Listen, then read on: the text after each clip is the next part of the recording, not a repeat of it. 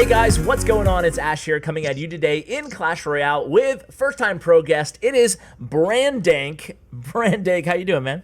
I'm doing great. How about you? I am doing fantastic, man. I'm really happy to have you on today. You are not only a really good player, but you're also a coach. You were formerly with Geyser, currently a free agent, so all those clans out there looking for a great player who's also a great coach and analyst, well, feel free to reach out. And if you're looking for lessons, you can reach out to him also on Twitter. I didn't tell you I was going to do all those plugs, so that's mine. That's not Brandank. But anyway, Brandank, you're sharing this really interesting Pekka kind of control-y bridge spam deck, but you corrected me off air when I called it a control deck. It's actually a little bit unique in that regard. Can you talk to us a little bit about the deck, maybe a general overview? Sure. So I think that this is mainly a bridge spam deck. It's sort of bridge spam revitalized. A lot of people thought that bridge spam was sort of dead with the battle ram nerf, as well as the bandit bug fix, which is really just a nerf. But I believe that bridge spam is still very much like a really great strategy to use.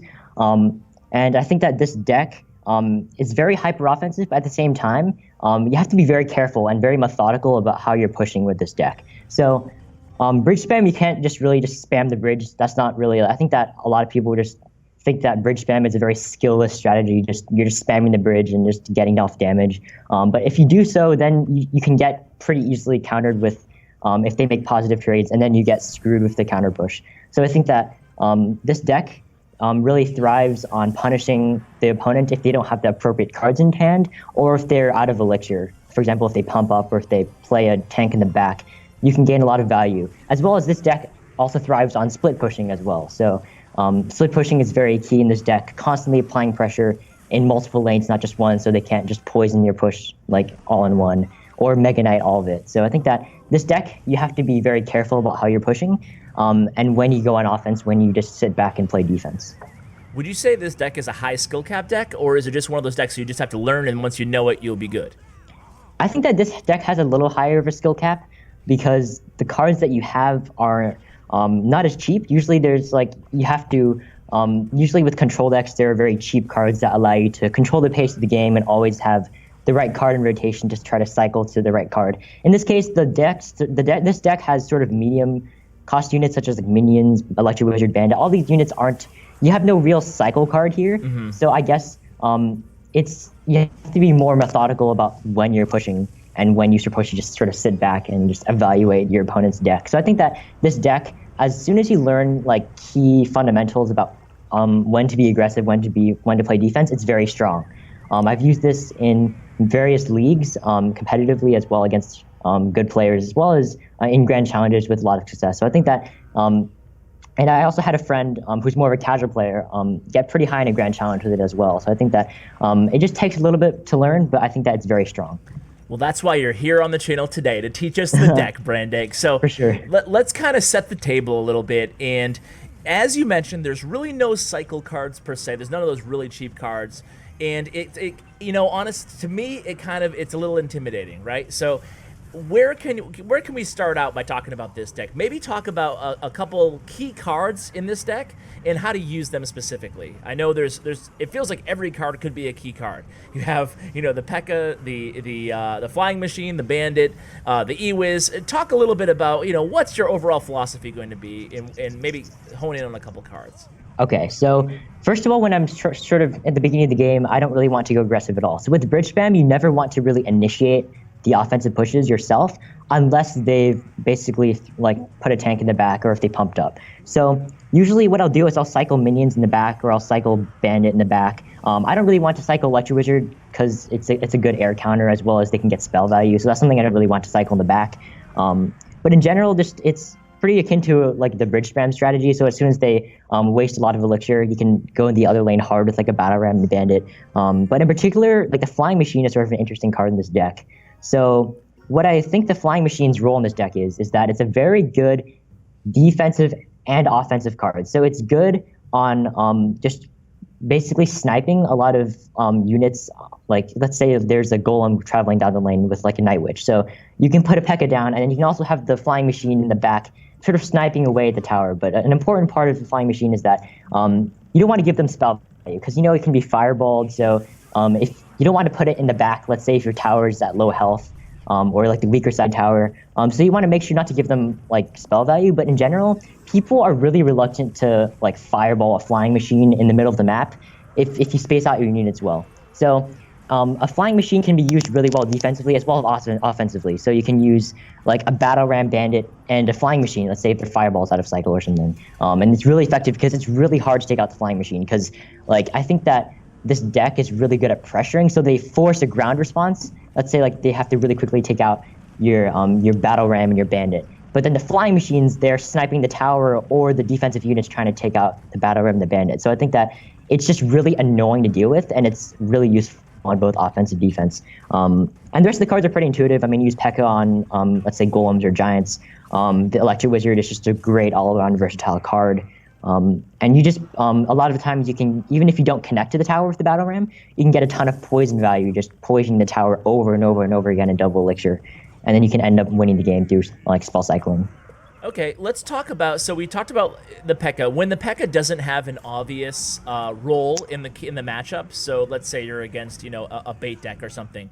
Are you ever just not using her at all, or are you using her in the back to mount up like a really big push, or what's the deal with those matchups? Yeah, so with bait, I don't really use Pekka that much. I think she's pretty much a dead card in bait, but she's really useful against decks such as Hog, Mega Knight, etc. Think about one tough matchup I see is it's either Expo with Tesla and a lot of cheap units that basically get in the way of the Pekka. So the Pekka can never reach the Expo, and they can easily like take care of my bridge ban pushes with really cheaply, like with cards such as Knight, Ice Spirit, Tesla, etc. So that's one tough matchup, as well as really cheap Hog cycle decks. So Hog cycle decks such as like Hog, Tesla, just really Hog Cannon, those sorts of decks that give me a hard time because they can outcycle my Pekka. So in those cases, sometimes what I like to do with the Pekka is that I would play her in the back and then slow roll a push. Even though they can punish me, I'll take some damage, that's okay. And then I'll take some damage and then I'll roll out a push on that side as well as the other lane. So I can split push and then eventually overwhelm the opponent. So in those cases, in matchups where it's not really clear where the Pekka can sort of fit in, you can use her in the back. Let's say if you don't want to play a card. So let's say your opponent has like an all air deck or like a really like a lot of decks that really punish your lack of an air counter. So you really want to cycle like a flying machine or electric wizard in the back. So you can just put a Pekka in the back, slow roll it, see what the opponent's trying to do, and then you can eventually build up a push. Because some people sort of neglect to counter the Pekka and just sort of try to go in the opposite lane really hard. But eventually you can sort of punish them and build up a big push. Okay, so you're a big fan of BM, huh? Oh yeah. I actually, funny enough, I have a lot to say about BM because I think that BMing is kind of a strategy. I would say that like some people think that you're just being really rude and disrespectful, but I think that a lot of times BMing can be used to sort of basically mess with your opponent, like make them feel just really hopeless. Mm-hmm. It's like Clash Royale is a very big mental game, right? So like if you're leading or if they make a mistake and if they're already feeling kind of bad about it, if you sort of rub it in, they'll sort of play sometimes more recklessly. Sometimes like, or if you, let's say like they reveal their win condition and I put like an angry face, like so I can try to give them the impression that I don't have a counter to their Yeah. And then they'll devote even more in that lane, and I can just fireball it, or I can just like Electric Wizard it all or something. See, and some people really even smart. like rage quit. Like some people rage quit, like if I just keep BMing them. So, yeah. Yeah, that's really smart about like pretending you don't have the counter and giving the angry face. I've even done that. I don't really consider that BM.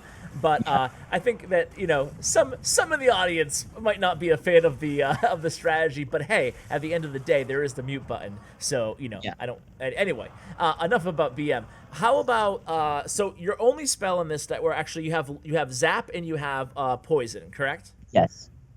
So, as far as spells goes, if people want to substitute anything else in, would that be okay, or do you, like for example log for zap, or do you think they're fundamental to this deck's success?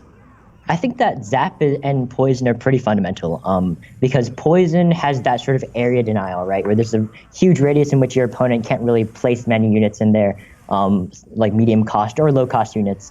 And Zap's a really good reactive spell. So I see a lot of people telling me, oh, this deck's pretty weak against log bait, right? You don't have goblins, you don't have log, but you just need to play it smart. And we can go over that matchup later. So I don't really want to go too much now. And that was your 12th win too. So yeah. And I checked out your opponent. I'll show it in a minute, but he was a good player too. So yeah, I think I've played him before. I know him. He's pretty competitive in leagues as well.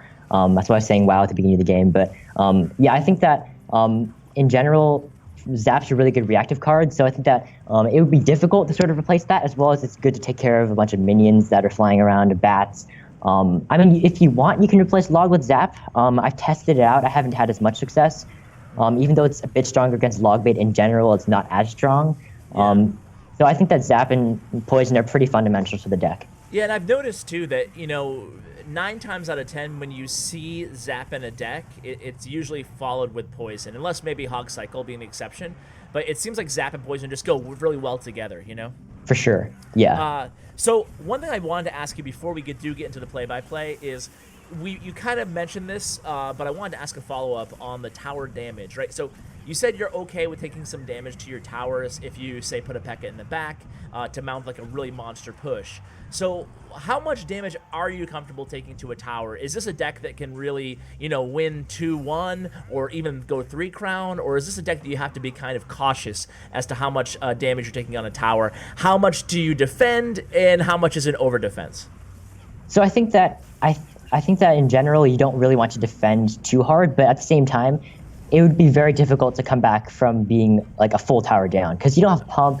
You can't really sort of generate an elixir advantage other than just defending really well. So I think that you don't want to take too much damage to this deck. But if I take, let's say, just like a few stabs from a goblin barrel or like a few scary goblins coming in, that's okay. Or a mega minion getting 2 swipes, that's fine. Okay. But I really just don't want to lose a tower. I've won games 2-1, and it's very possible. And it's not too difficult to win it if there's like a 2-tower situation involved. You're not at a disadvantage, unlike decks like Graveyard that are sort of weak when there's when there's 1 tower down. But I think that this deck is sort of you should defend, but I think that at the same time taking a few swipes is okay. Okay, thanks. What about, before we get into the replays, because you selected 2 against pretty difficult matchups to kind of analyze how you deal with them, but what about the Bandit and the Ewiz? Are there any legendary substitutions if people don't have them? And I guess even Flying Machine if people don't have it leveled up. So, like, not subbing all 3, but, like, if you had to sub out one of those cards, which would be your choice? So I think the Electro Wizard, you can sub in stuff like Archers, but I think it plays a pretty fundamental role to the deck, stopping cards like Inferno Dragon. It's good against log bait as well. For stuff like the Bandit, I'm not sure. I think you could probably sub in cheaper cycle cards such as like Goblins or something like that. For the Flying Machine, you can also sub it with a cheap cycle card. Ice Spirit works. So maybe if you want to cheapen up the cycle, if you're encountering a lot of hog cycle that you're sort of struggling with, I think that replacing some of these cards with cheaper cycle cards is okay. Okay, sounds good. Let's go ahead and hop into your 12th win here. Okay. And just go ahead and take the ball and run with it. You can tell that you're a coach. You have a really good, detailed answers to these questions. So I'm going to let you have the floor here. I'm going to press play. Let me know when you're ready. I'm ready. Okay, 3, 2, 1, play. So just start out with maybe talking about your starting hand and what's going through your head here. Yeah, so my starting hand's okay. I think that there's a lot of good answers to various cards. So I'm feeling okay with my starting hand. I prefer to have Battle Ram and Bandit in my starting hand to really punish pumps. But in general, I know I'm playing log bait as soon as I see the barrel. So in general, against log bait, what you want to do is that you always want to try to keep your Electro Wizard for their Goblin Barrel. The timing is important in Electro Wizard as well, so try to time it as best as you can, at least hitting 2 of the Goblins every single time, because you don't have logs, so it's really important to get good value. And also, you never really want to use Zap on a barrel because it's just there's just too much damage that they get off, and plus it's better to use a troop that you can counter push with. So here I see it's Princess, and I realize that I can get good value, spell value, just by going with the Battle Ram at the bridge and just using poison. And you see that he's sort of getting desperate with the defense, trying to use Tornado on that. For now, I'm just sitting still, seeing what he does. and he goes to another barrel. I'll E-Wiz that again. I've practiced the timing, so I pretty much get it every single time. And that's here, the perfect location there that you. oh yeah, for sure. So like if you, let's say, I see a lot of people E-Wizzing at like the very back, but if you do so and you mess up the timing, you only hit one of the goblins rather than two of them, even if you do mess up the timing. So what I did there is that after I used the Electro Wizard, I like to go on counter pushes, like small mini pushes, just to see what he has for it, and just to try to get off damage. Here I run out of elixir, so I'm willing to take some damage. I'm not too happy about that, but I can still come back. It's not a problem. Do you think you made any mistakes there that you could have done differently, or is that just one of the situations? I think it's just one of those situations. With log bait, they sort of outcycle you, and I made a mistake there in Electro Wizard that night when it was too late. But I think that in general, I think I maybe should have pushed a little less aggressively. But I think that the princess was very annoying, so I just needed to take care of her really quick. So I just elected to go for Flying Machine, and he still had to respond to it. On that last push, though, you didn't. You had poison in hand. You could have used it against that goblin gang. You decided to play a little bit more cautiously. Yeah. So I realized that like I needed to sort of recuperate some elixir to sort of generate a little bit more of an advantage. And here I actually split push because I realized that like with this deck you want to always be split pushing, and I can get good poison value on the princess as well. So I decided to go with the battle ram the opposite lane, and that gets off a lot of damage. And here I'm back to my Electro Wizard. One thing with log bait is that you really want to be careful because they can easily outcycle you. So you want to be sort of keeping up with their cycle, noticing if they're cycling a lot of cards. And if you don't have Electro Wizard, you can go with like minions. If you really are stingy, you should go for like minions plus zap. Then you get off, the barrel gets off no damage. Here I go really hard because I see that he's wasted his knight in the other lane, and he has no counters for my ground troops. So there we go. Wow. I go really hard with the flying machine. Finished it off. Yeah, like the flying machine gets so much value on offense too. It's really hard to take care of, especially if there's a battle ram, because you always prioritize the battle ram first, because if it connects, it gets off so much damage. So it's really hard to take care of his flying machine at the same time. When is the right time? You said that split lane pushing is pivotal to this deck. When is the right time and maybe the wrong time to do a split lane push? I think that you should split lane push when you're equal or you have more elixir, because you don't want to give your opponents an opportunity to gain an elixir advantage through poisoning or like getting like or just defending one lane, because one lane is pretty easy to defend if they can have a Mega Knight or if they have a poison or fireball to take care of everything.